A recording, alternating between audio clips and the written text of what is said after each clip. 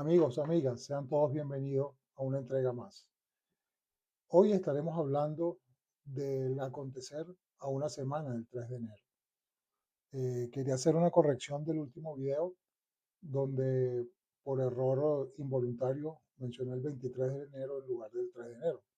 Pero ya para nosotros los venezolanos enero significa, digamos, una fecha de libertad. Esperemos que no pase el mes antes que se concrete la libertad total para toda Venezuela y su población.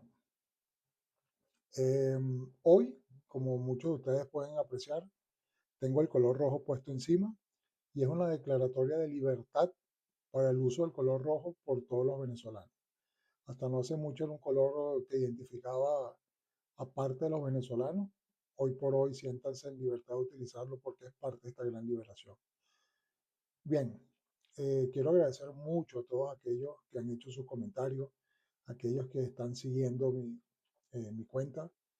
Y bueno, muy especial a los medios de comunicación que son de consulta permanente y quiero mencionarlos como el caso del Nacional de Venezuela, Reuters, The Guardian, Financial Times, United Press, Time y en especial a dos canales que sigo de dos influencers que sigo con, digamos, con mucha frecuencia, que es el caso de Daniel Lara Farías y el señor de origen cubano Juan Manuel Cao. Ambos los sigo con mucho criterio, son muy agudos en su comentario y me dan otra visión de lo que es el acontecer. Bien, ahora entrando en materia, vamos a ver las implicaciones que han tenido o que han transcurrido durante esta semana. Una semana que yo creo que para los que hacemos vida en el país, inclusive fuera del país, es una semana impresionantemente llena de noticias donde hoy por hoy no solamente se está hablando de Venezuela, ya se empieza a hablar de Cuba y de Irán, donde en Irán hay manifestaciones populares, ya prácticamente el país está incendiado en sus cuatro puntos cardinales. Ahora bien, esperemos que sea un desenlace positivo para su población. Eh, bien, ya en profundidad con los temas. ¿Cuáles son las implicaciones políticas que ha traído esta intervención de Estados Unidos? Quiero hacer un preámbulo antes de empezar a hablar de esta materia. Y es el hecho de que nosotros, o Venezuela, eh, ha intentado todo lo que está a su alcance para tratar de llegar a evitar este punto, a evitar derramamiento de sangre, eh, yendo a instituciones, yendo a elecciones. Yo creo que más no se pudo hacer. Y lamentablemente, como dice mucha gente, eh, este régimen en realidad no actúa como, yo no voy a hablar de democrático, pero actúa más con un criterio delincuencial digamos dictatorial, donde nunca quiso ceder el poder y tampoco quiso construir una Venezuela teniendo todas las de ganar. Quiso construir una Venezuela para nuestras generaciones futuras. Entonces, bien, vamos a ver qué implicaciones políticas trae la intervención de los Estados Unidos. Hay una fuerte discusión entre legitimidad, soberanía y el precedente ocasionado por esta intervención. Entonces, hay mucha gente, sobre todo los opositores a Trump y la gente de izquierda, que no necesariamente son opositores a Trump, donde hablan de una violación a la soberanía nacional y tienen miedo de que esto se propague en el resto de la región o en el resto del mundo, en vista de que aparentemente hay un cambio en el orden mundial. Ahora bien, cuando se habla de soberanía, yo quiero hacer un gran paréntesis aquí y me pregunto cuál soberanía. Este, ya todos sabemos y está más que, digamos, demostrado que el manejo de Cuba, Irán, China, Rusia en nuestro país fue entregado desde allá hace mucho tiempo, en especial a Cuba. Entonces, se habla de que inclusive hubo una ministra dentro del gabinete de Maduro de origen cubano, no tanto de origen, de cubana, básicamente puesta por los cubanos. Otro de los grandes comentarios es que este grupo avispa de los 32 muertos que hubo, o sea, no me consta, pero es lo que dicen los medios de comunicación, aparentemente estaban allí para proteger a Maduro y en última instancia para liquidarlo si pasaba lo que pasó. Aparentemente no les dio chance, aparentemente los agarraron, digamos, durmiendo. Voy a utilizar ese criterio. Entonces, también vemos la influencia de la guerrilla colombiana que hace parte de la vida en el país. En el occidente del país, mucha gente, tanto en el Táchira como en Barinas, como en Apure, se habla de que los tipos transitan libremente. Se ha dicho que Venezuela ha sido un país refugio para esta gente. Entonces, yo me pregunto cuál soberanía. Siendo, digamos, positivo y siendo un poco pensando en frío.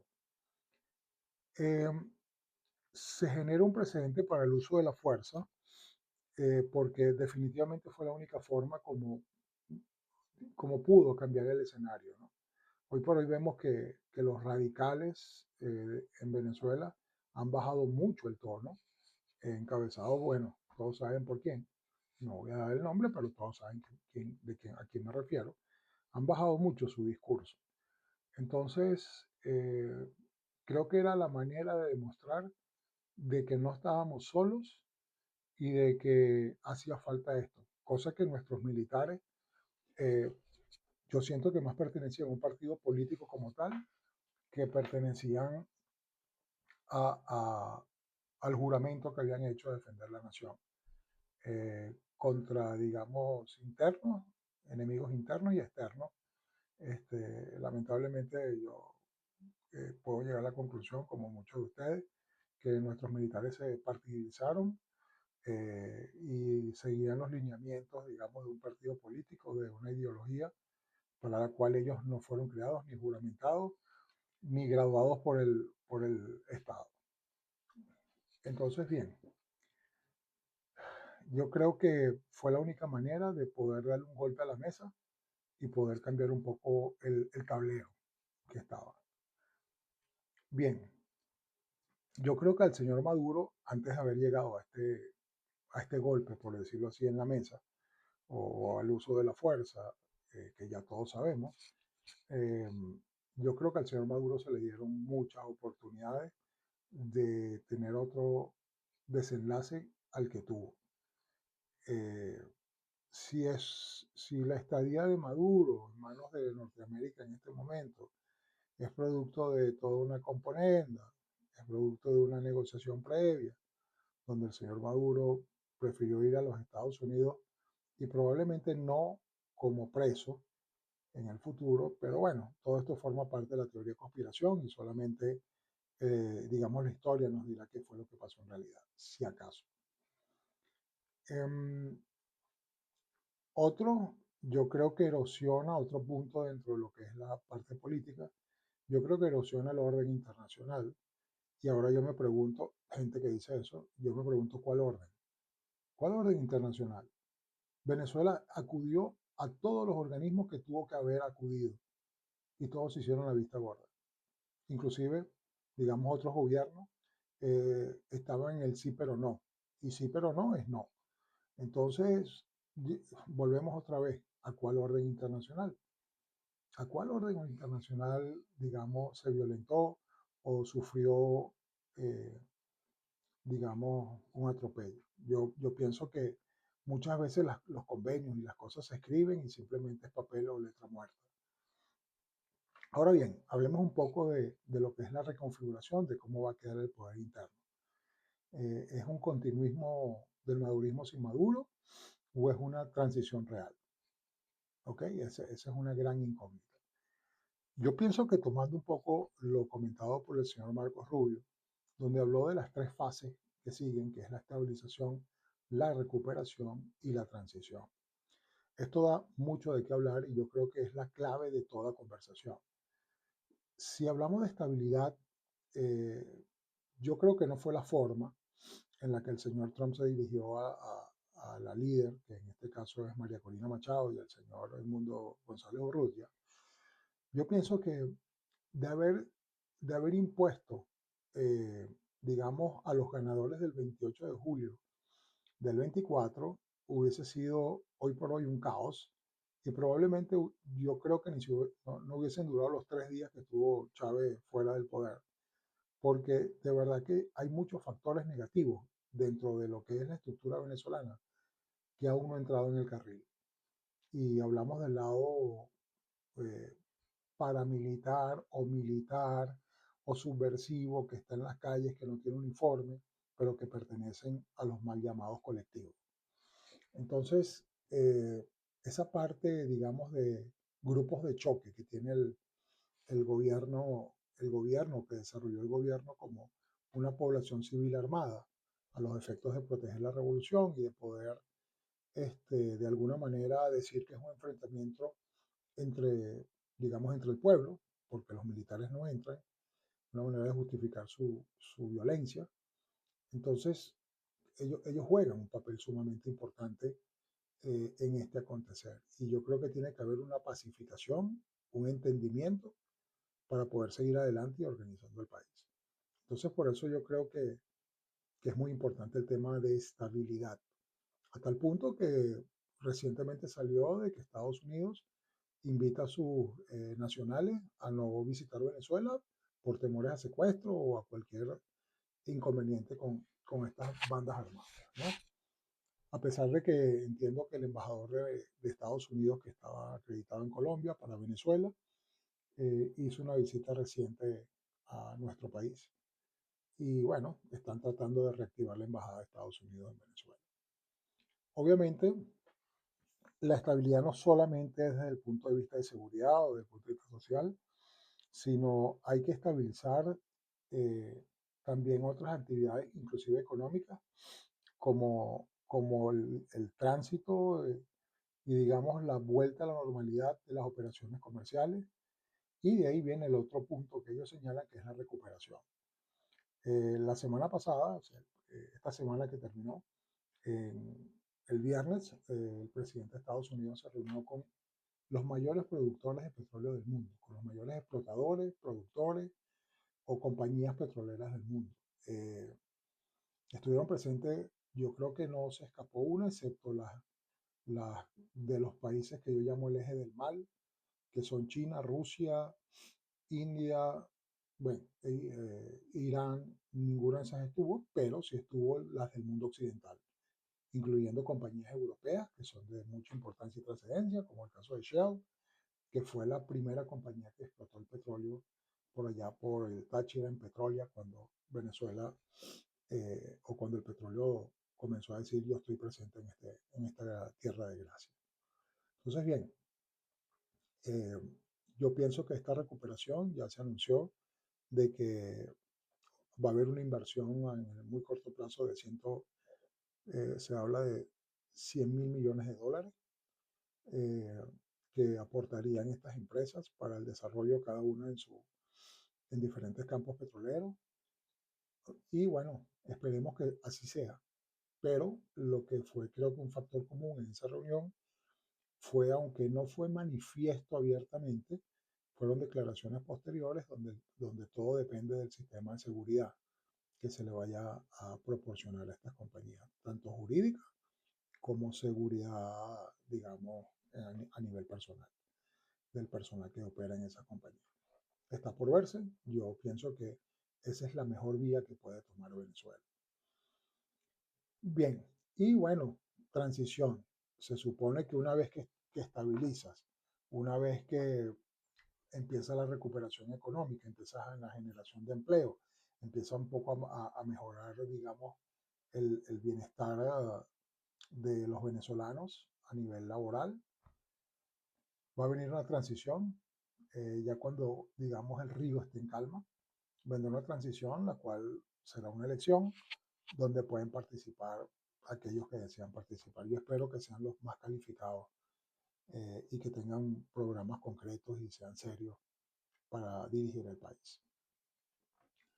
Bien, de todo esto pueden haber dos grandes vertientes, ¿no? Una transición pactada, que, tocando el último punto, o puede haber una ruptura total, una patada a la mesa y reconstruir nuevamente digamos, el circo, por utilizar un término. Entonces, si hay una transacción, si hay una transición pactada, perdón, yo creo que es la mejor manera de salir del problema porque es como acuerdos que se van a ir cumpliendo y que deberían cumplirse para seguir avanzando con el desarrollo de Venezuela. Y en segundo lugar, si existe una ruptura total, yo creo que si tomamos esta vía de caída y mesa limpia o patear la mesa, va a traer muchas consecuencias de choque.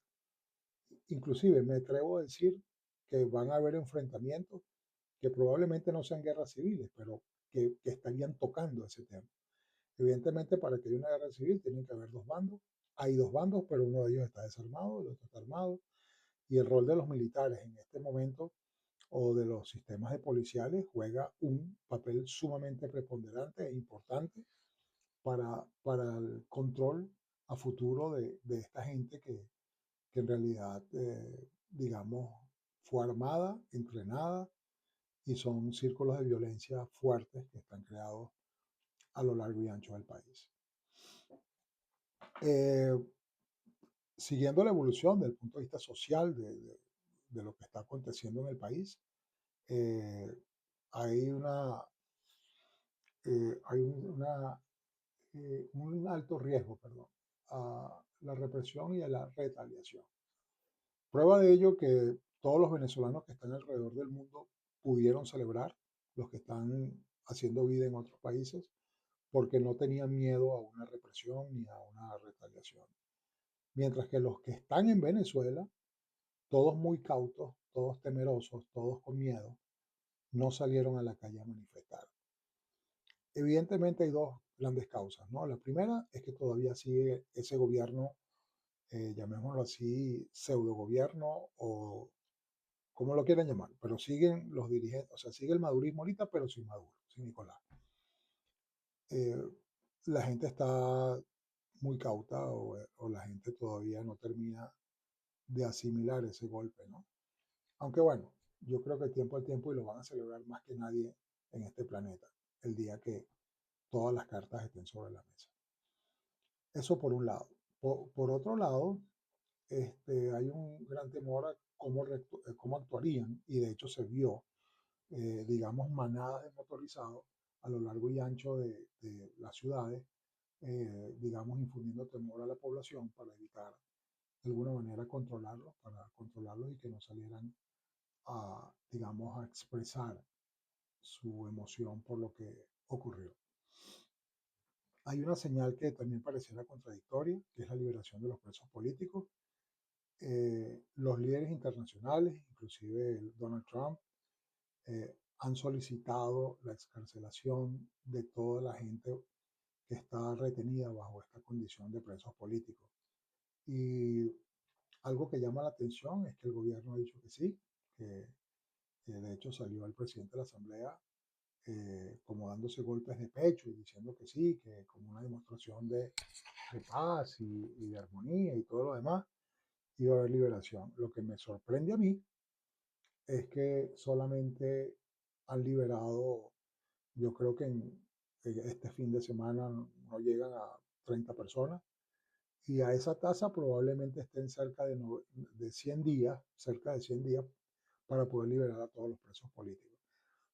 Yo creo que la gran clave de todo esto es que el sistema instaurado en Venezuela siempre, siempre, para ellos el tiempo es el mejor recurso, porque juegan enormemente con el tiempo.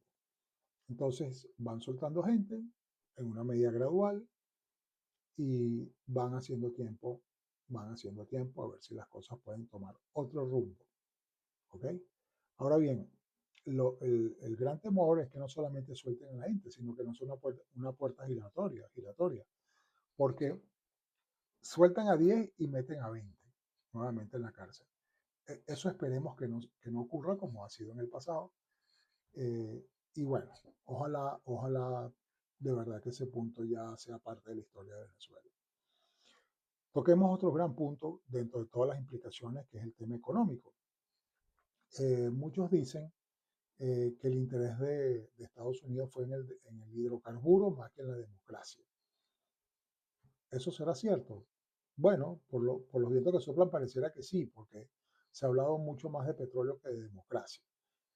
Entonces, evidentemente es innegable de que el petróleo es el atractivo que nosotros tenemos, sino porque no atacaron o porque no fueron a Cuba, que tiene muchos más años que nosotros en un tema dictatorial, cerca de 60 años, o Nicaragua también, que es otro que está en la cola, ¿no? Vinieron a Venezuela, porque Venezuela sí de verdad tiene algo importante, que Venezuela ha alimentado tanto al régimen de Cuba como al régimen de Nicaragua, y si golpeas al que los alimenta, también vas a afectar a los que comen de él.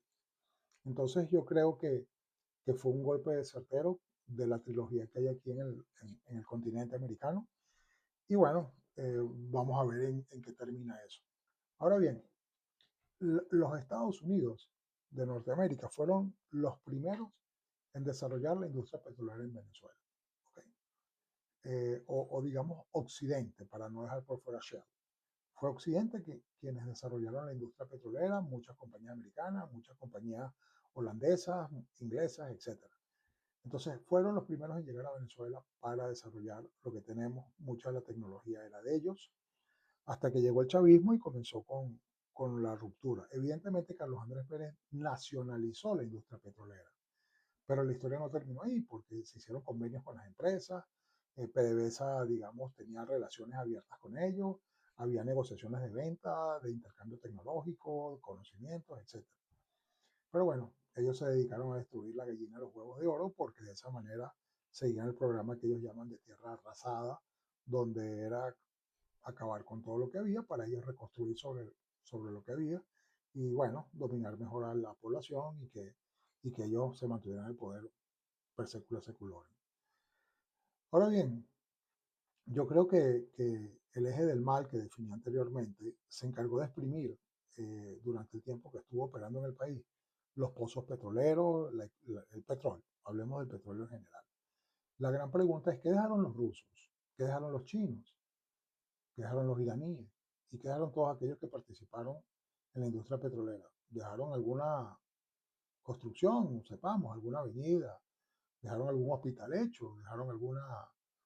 ¿Dejaron alguna escuela, digamos, bien mantenida o bien formada? Yo creo que la respuesta es absolutamente no. Y si lo dejaron, fue algo, como decimos los venezolanos, algo muy chimbo, ¿ok? Pero bueno, en realidad la contribución de esas compañías hacia lo que fue la nación fue escasa. ¿A quién sí le ayudaron a contribuir? Aquellos que se beneficiaban directamente del negocio, que no éramos los venezolanos. Era un grupo de gente que estaba al frente del manejo petrolero en Venezuela.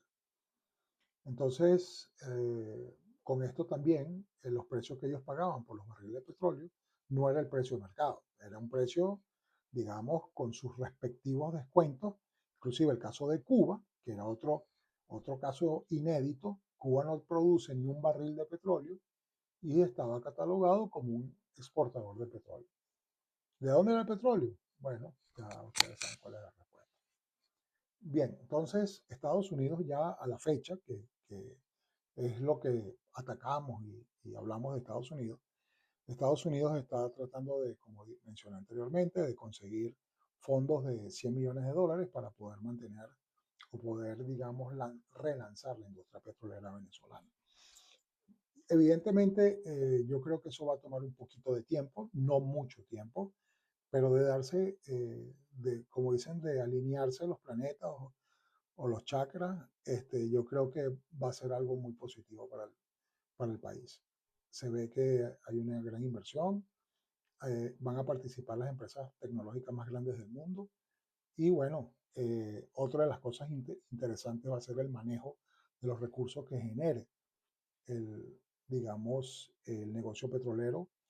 No es que los venezolanos seamos ineptos, pero no hay confianza. Ese es el tema. No hay confianza con la gente que maneja el petróleo actualmente, porque bueno, ya todos sabemos los destinos de los fondos petroleros, a dónde fueron a aterrizar, y creo que la idea un poco para conseguir esa estabilización es que esos fondos sean reinvertidos en el país.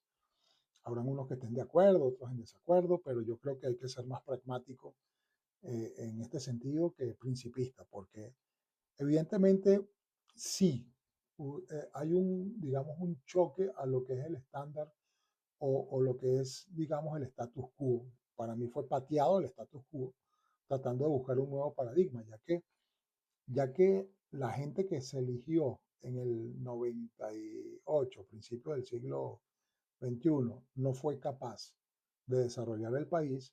Entonces, bueno, ahora los venezolanos que no pudimos, digamos, llegar a una concertación para el buen funcionamiento y lo que se hizo, porque todos estamos en el mismo barco, lo que se hizo fue arruinar una nación llamada Venezuela. Entonces ahora, digamos, nos abrimos demasiado. El grado de vulnerabilidad fue trascendental para llegar a donde estamos hoy. Bien, para todo esto que les he hablado, yo creo que también hay otro punto interesante aquí, que es lo que tiene que ver un poco con lo que yo hablaba del tema internacional. O sea, Cuba está pasando por una crisis mundial, o sea, una crisis espectacular, provocada por algunos actores mundiales que antes eran los que soportaban a- al castrocomunismo, ¿no? Rusia tiene su rollo, no puede, digamos, financiar, subsidiar o como queramos llamarlo a Cuba. Venezuela ahora entró a ser otro actor, entonces ya Cuba se olvida de Venezuela y muchos creen que esto fue una jugada maestra para de alguna forma debilitar enormemente al régimen cubano. Eh, con esta intervención de Estados Unidos y con el envío de 50 millones de barriles, bueno, queda fuera de juego Rusia y China. Entonces, así como China se jacta de decir que tiene eh, tierras extrañas para que son utilizadas mucho en las industrias tecnológicas, yo creo que ahora Estados Unidos puede decir, bueno, tú tienes tierras extrañas, yo tengo un recurso actual que es hidrocarburos. ¿Cuáles son los posibles cuellos de botella que puede pasar, ¿no? De verdad que la infraestructura venezolana petrolera, no solo la petrolera, podemos hablar de gran parte del país, está en el suelo, está demasiado deteriorada. También hay un riesgo jurídico. eh, no se sabe qué pueda pasar si estas empresas llegan otra vez y vuelve a pasar lo mismo de años anteriores, cuando comenzó el chavismo, de expropiación y no respeto a los contratos establecidos en el corto, o sea, en estos momentos, es todo un tema, ¿no? Y bueno, hay un riesgo político que puede ser sabotaje, cambios abruptos, corrupción, etcétera. Ojalá todo esto sea superado y que nos haya servido de aprendizaje estos últimos casi 3 decenios para cambiar un poco la mentalidad y ser gente mucho más evolucionada. Em, el debate legal y su impacto en la inversión. Nuevamente, si la base legal no está sumamente clara, digamos, no garantiza el desempeño de la inversión, tanto privada como nacional, todo esto que estoy diciendo quedará en el aire. Entonces, pienso que si se lograse establecer un marco jurídico donde las empresas puedan desarrollarse, tanto petroleras como no petroleras, creo que el país volverá otra vez a la senda del desarrollo. También yo estoy seguro que esas deudas pendientes con muchas empresas, tanto petroleras, mineras, yo creo que todo puede ser negociado. O sea, amén que tenemos al decano de la negociación, que es Donald Trump, yo creo que pudiese negociarse gran parte de ese peso, de ese plomo que tenemos en la sala para poder seguir adelante y desarrollar el país. Bien, ¿cuáles son los efectos inmediatos probables en la economía? Bueno, evidentemente hoy hay una volatilidad cambiaria impresionante porque con todo esto de la desconfianza y la incertidumbre, la gente se refugia en una moneda dura, en este caso en el dólar, y eso trae un coletazo sobre los precios nacionales, de que la gente, bueno, la tasa de cambio supuestamente se disparó en los últimos días entre 600 y creo que llegó a cotizarse 1000. Hablo del mercado paralelo, que es una prohibición hablar en Venezuela de mercado paralelo, pero bueno, la economía se rige por el mercado paralelo. porque en definitiva es el dólar que se consigue, es la oferta que hay. Eh, y bueno, mucha gente tuvo que ajustar los precios a ese nuevo esquema, ya que es prohibido hablar de dólares. Ah, entonces, entre esas, digamos, esos son los primeros efectos que han ocurrido en la economía nacional y bueno, evidentemente ahí hubo una pseudo paralización de la actividad económica por nuevamente todo este tema del crédito, incertidumbre, todavía durante esa semana mucha gente cerró sus actividades. En realidad, siendo honestos, en Venezuela, digamos, la actividad económica verdadera arranca a partir del 15 de enero. Eh, Va gradual, gradual, y bueno, ya el 15 de enero comienza el empuje. Pero bueno, yo creo que en esta oportunidad fue más el cierre que hubo que esa transición hacia reventar el 15 de enero la piñata. Pero bueno, todas las aguas vuelven a su cauce siempre y cuando siga una normalidad, entre comillas. ¿Cuáles son los efectos a mediano plazo? Eh, yo creo que es bien interesante analizar el mediano plazo. Yo no voy a hablar del largo plazo porque muchas cosas pasan, pero en el mediano plazo yo creo que va a pasar una estabilización cambiaria. eh, Va a volver otra vez a, si las cosas nuevamente, insisto, se hacen bien. Como decimos los economistas, ceteris paribus, las cosas marchan de la manera, digamos, sin ningún contratiempo. Va a haber una estabilización cambiaria y van a haber inversiones significativas que son urgentes, tanto en el sector eléctrico, en el suministro de agua potable, en la telefonía y infraestructura como carreteras, hospitales, colegios, escuelas. Eso debería venir, que ese es el verdadero rol del Estado. Entonces, dadas esas condiciones de, digamos, de pseudo estabilidad, yo creo que eso es lo que estaría por venir en el mediano plazo. Y bueno, eso desencadenaría ya una vez que se logre ese nivel, digamos, volver otra vez a convocar unas elecciones.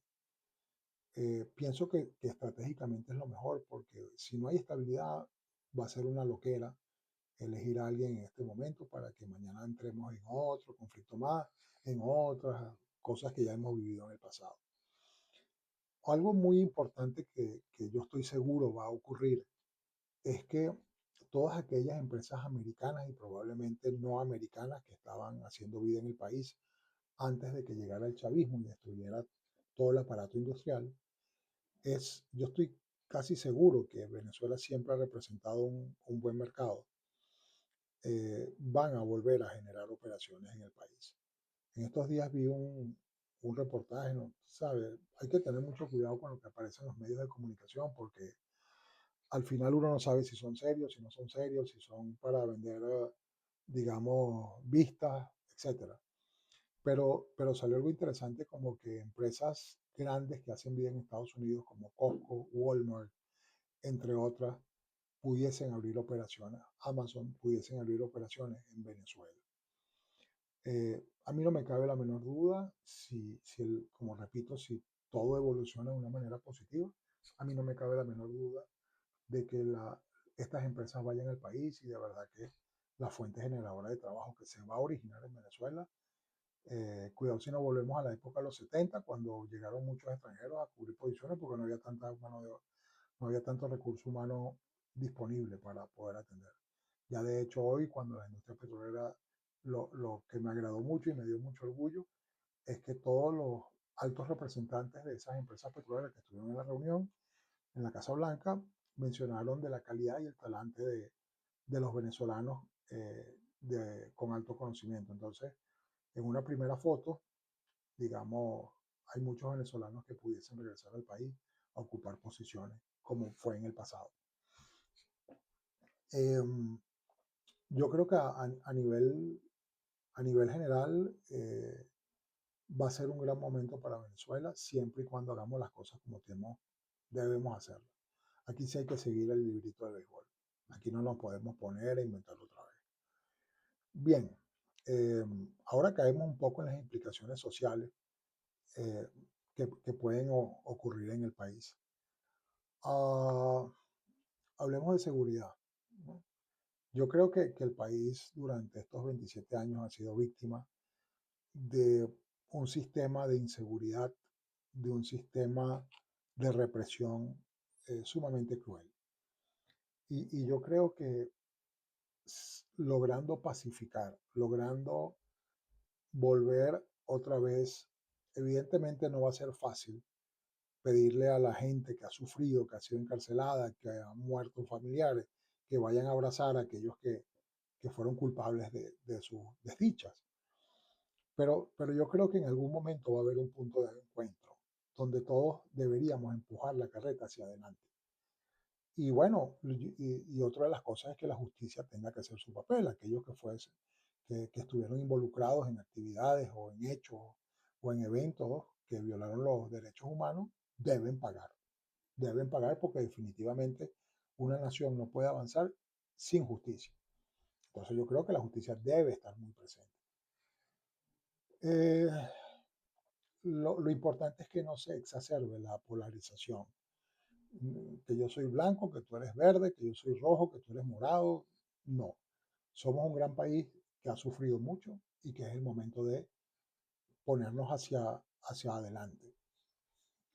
En cuanto al tejido social y las instituciones, bueno, lo más importante es que hay una disminución de la inmigración venezolana. Son muchos los venezolanos que están fuera. Cifras que están entre 8 y 9 millones de personas que dejaron el país. Como lo dije en el anterior video, probablemente si agarramos Uruguay y le sumamos Paraguay, es como dejarlo solo y dale que no viene caro.